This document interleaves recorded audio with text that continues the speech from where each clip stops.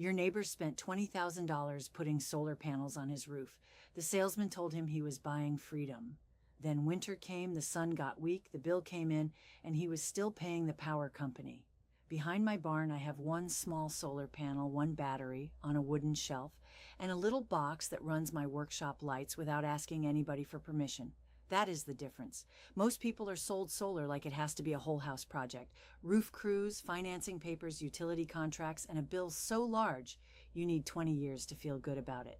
But the old Amish way is smaller.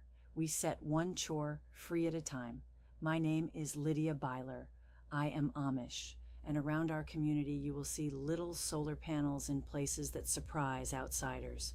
On barns, on chicken houses, on buggy lights, near water pumps.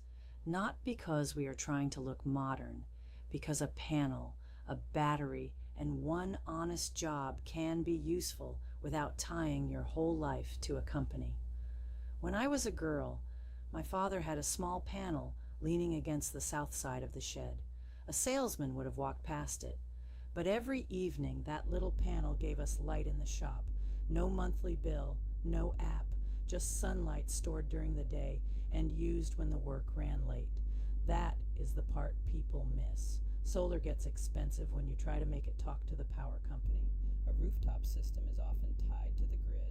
Your panels make power. The utility credits you for some of it, and later you buy power back when you need it. That may help some families, but it is not the same as independence. Real independence starts when one thing in your home can run without the grid. So here's the simple version. You need 4 parts.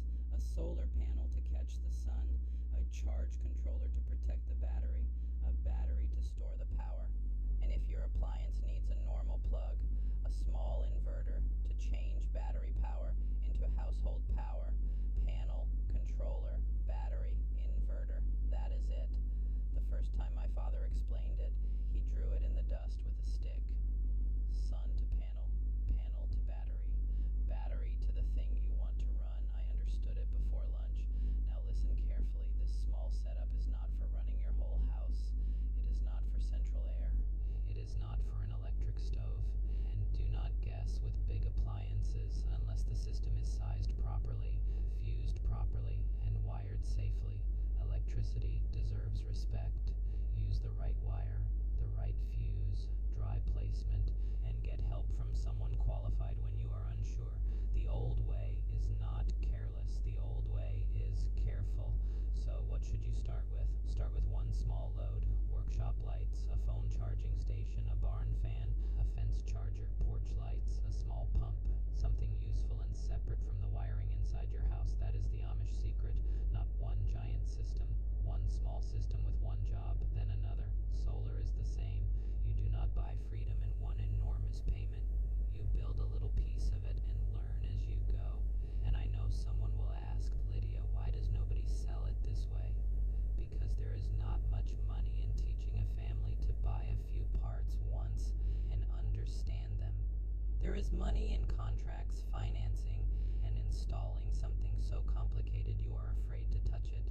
But a little panel on a shed, a battery on a shelf, and a light that comes on because the sun filled it earlier, that just needs a person willing to learn.